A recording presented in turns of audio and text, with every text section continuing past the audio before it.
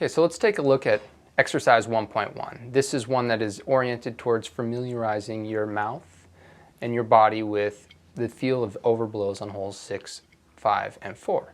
So as you move down the harmonic from 6 to 5 to 4, you're going to find that your tongue and the size of your mouth chamber is going to have to expand a little bit. They're going to be close, but it's going to move, and this exercise is going to help you find those spaces. So let's take a look at it. I'm going to skip the repeats just to get through it to demonstrate. But feel free to repeat each measure or even just stay on one measure until it feels comfortable for you before moving on to the next measure.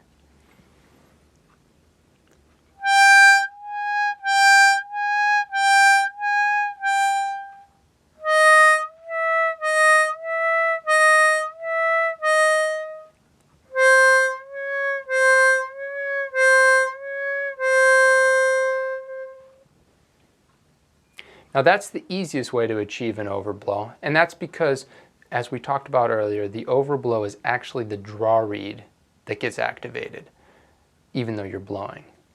And when you start with the draw reed in the same hole, you've already activated it a little bit. So that's the easiest. So let's expand a little bit on that by getting the draw reed bend incorporated as well.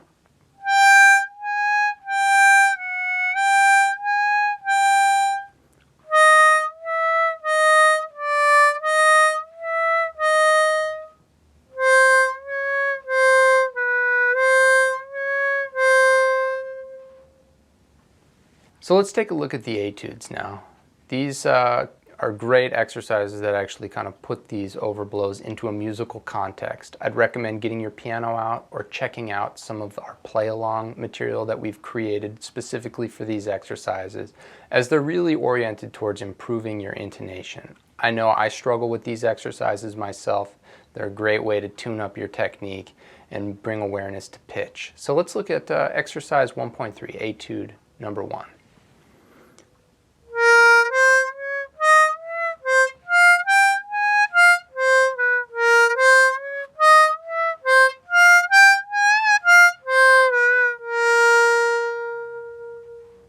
Now etude 2 is really challenging because we use all of the different half-step bends in hole 3. So again, this one in particular, I'd recommend playing along with the recording.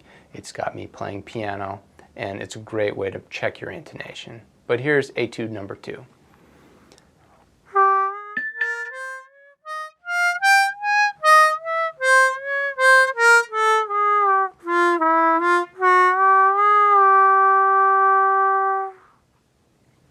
Let's build on our technique, looking at section 2. Now we're going to approach the overblow from the blow note in the same hole. This is significantly more difficult than the draw note in the same hole, but very doable, and these are a great series of exercises to help you get comfortable with that.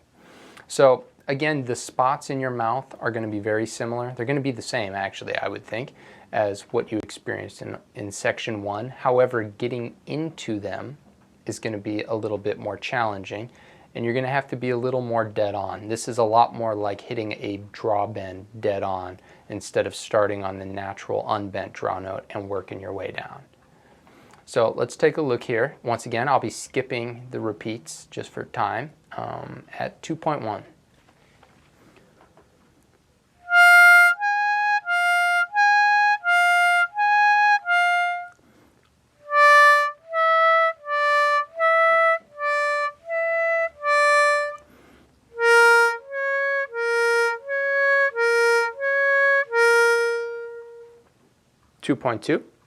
Which now we incorporate a little more motion.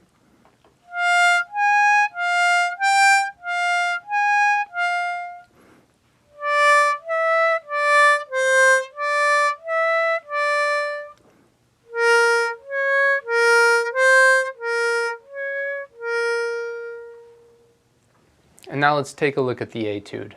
Again, I'd really urge you to either get out your piano, check yourself against the recordings that we've provided you, or perhaps Harp Ninja if you happen to own that. That's a great way to check your intonation. So here's etude 3.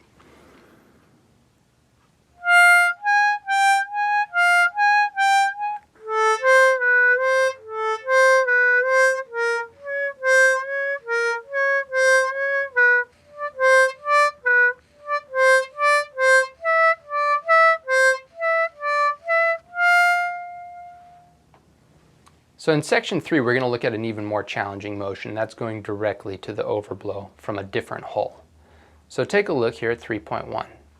Here we are approaching the overblow from the hole above. In this case, there's really nothing you can do except nail it. You know, you've got to hit that note dead on. You're not on the hole, and your mouth has to go to the right spot and at the right time when you switch from hole 7 to hole 6 overblow. So let's take a look at it. Here's exercise 3.1.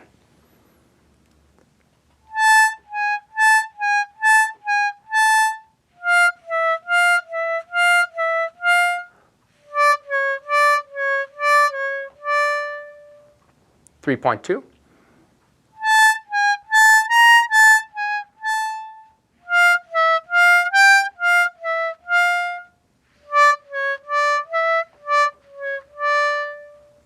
And our etude, etude 4.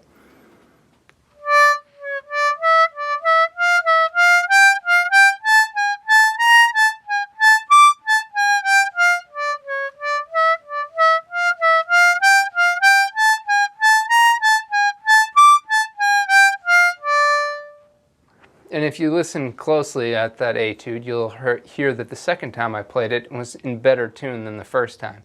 These are very challenging exercises. Again, Harp Ninja, the piano, the playing alongs that we've provided you are great ways to really refine your intonation.